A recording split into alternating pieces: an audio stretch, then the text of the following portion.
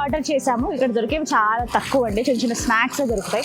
But ఏవోటి కొంచెం తినేసి వెళ్తే ఈవినింగ్ అంటే కొద్దిగా చీకటి పడుతుంది కాబట్టి అప్పటికల్లా కొంచెం రిలాక్స్ అవ్వచ్చు వెళ్ళి. ఇంకా కాఠ్మండూలో ఇంకా చూడాల్సిన ప్రదేశాలు చాలా ఉన్నాయి. అక్కడ దగ్గర దగ్గర ఇంకొక 2 days స్టే చేయాల్సి ఉంటుంది. చాలా టెంపుల్స్ చాలా బాగుంటాయట. ఫేస్ వాష్ చేసుకోవడం కానీ చేతులు కాళ్ళు కట్టుకోవడానికి ఇక్కడ వాటర్ వస్తున్నాయండి. హిమాలయాస్ లోపల నుంచి ఇట్లా ఫ్లో ఉంటుందంట, అంటే ఆ మౌంటైన్స్ లోపల నుంచి వస్తాయంట. ఇక్కడెక్కడ పవర్ అవేం లేదు కానీ ఒక పైప్ లో అరేంజ్ చేశారు, అక్కడ నుంచి అలా ఫ్లో వస్తూనే ఉంది. ఇవే వీళ్ళు యూజ్ చేస్తున్నారు. దారి ముందు పోయేవాళ్ళు అంటే వెళ్ళి వచ్చే వాళ్ళు ఉన్నారు కదా ఆన్ ది వే, ట్రావెలర్స్ ఎవరైతే ఉంటారో వీళ్ళు ఏంటంటే ఈ వాటర్తోనే కొంచెం ఫ్రెష్ అయ్యి వెళ్తున్నారు. కొంచెం కాళ్ళు చేతులు కడుక్కుందాం మనం కూడా.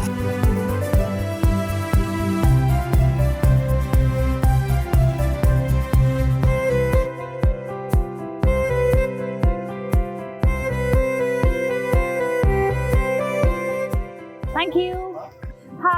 రెడీ వెజ్ నూడిల్స్ ఇక్కడ ఇవే దొరుకుతాయి ప్రస్తుతానికైతే మనకు అందుబాటులో ఉంది కాబట్టి టేస్ట్ చేద్దాం ఎలా ఉందో. కొంచెం ఫాస్ట్గానే ప్రిపేర్ చేశారండి. నూడిల్స్ అవన్నీ వాళ్ళు ముందు ప్రిపేర్ చేసి పెట్టుకుంటారు కదా, కూరగాయలు అవి కట్ చేసేసి ఫాస్ట్గానే చేశారు.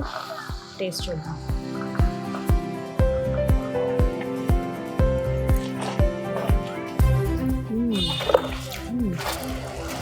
చాలా సాఫ్ట్ ఉంది నూడిల్, వేడివేడిగా ఉంది, బాగుంది. అన్నీ సరిపోయాయి, కరెక్ట్గా వేసారు టేస్ట్.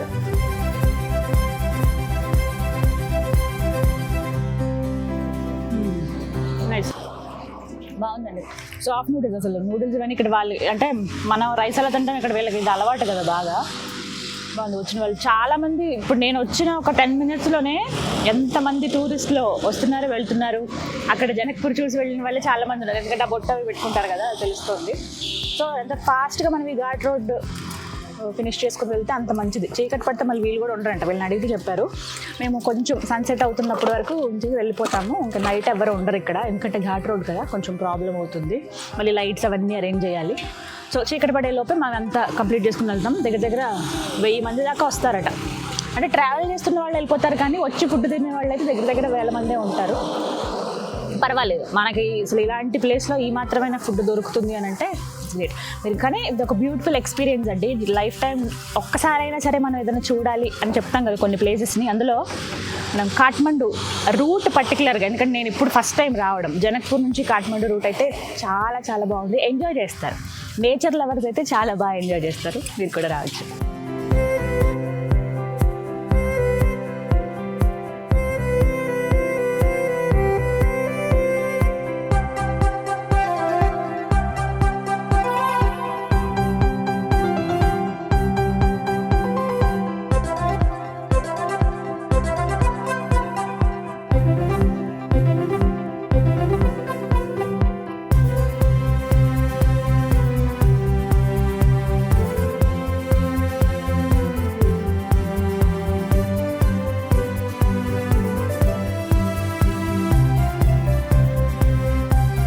ఇక్కడ కూర్చుందాం.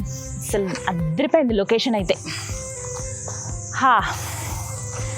చల్లటి వాతావరణం, వేడి వేడిగా టీ.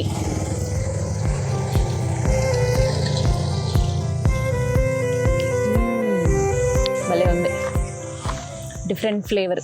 కొంచెం దాల్చిన చెక్క ఫ్లేవర్ వస్తుంది, సిన్నమన్ పౌడర్ యాడ్ చేశారు కొద్దిగా.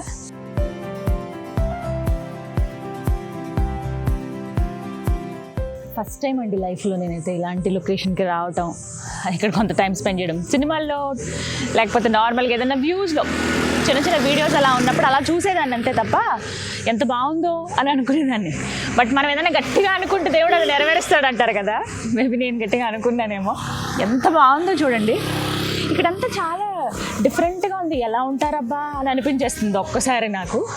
వస్తున్న దారిలో ఎక్కడైతే మేము జనక్పూర్ దగ్గర బయలుదేరాము, అక్కడి నుంచి చూసుకుంటే కొంచెం ఒక జనక్పూర్ దాటుతున్నాం అనగా కొద్దిగా చల్లబడింది వాతావరణం. ఇంకా అప్పటి నుంచి కొంచెం ఈవినింగ్ అవుతూ ఉంది. మధ్యలో ఒక దగ్గర ఆగి ఆల్రెడీ మీకు ఇక్కడ చూపించాను, కొంత స్నాక్స్ తీసుకున్నాము.